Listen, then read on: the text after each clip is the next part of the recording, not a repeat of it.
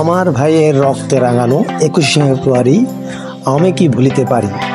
হ্যাঁ, 21শে ফেব্রুয়ারি আমরা যে ভাষায় কথা বলি, এই ভাষার জন্যই 1952 সালে প্রাণ দিয়েছিল অনেক অনেক তরুণ যুবক। পৃথিবীতে অনেক জাতি আছে, কিন্তু শুধুমাত্র ভাষার জন্য প্রাণ দিয়েছে একমাত্র বাঙালি জাতি।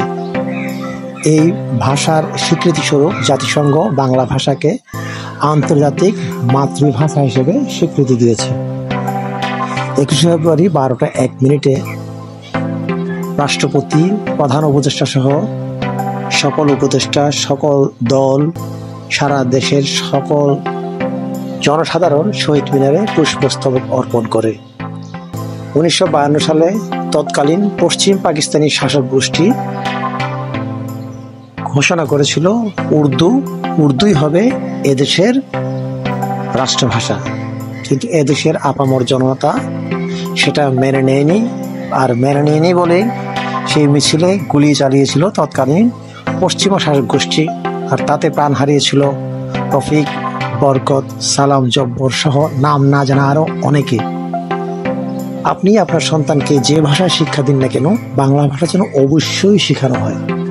বাংলা ভাষা শেখান, তারপরে আপনি অন্যান্য ভাষা শেখান, এবং এই ভাষার যে ইতিহাস, এই ইতিহাসও আপনি আপনার সন্তানকে শেখান।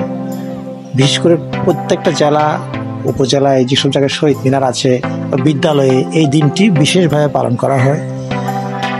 সকল পরিবার তাদের সন্তানকে নিয়ে শহীদ মিনারে আসেন, পুষ্পস্তবক অর্পণ করতে আসেন।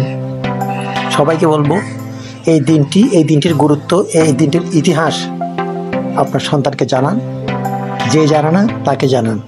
এবং এই দিনটি বাঙালি জাতি অত্যন্ত গভীর শ্রদ্ধার সাথে স্মরণ করে।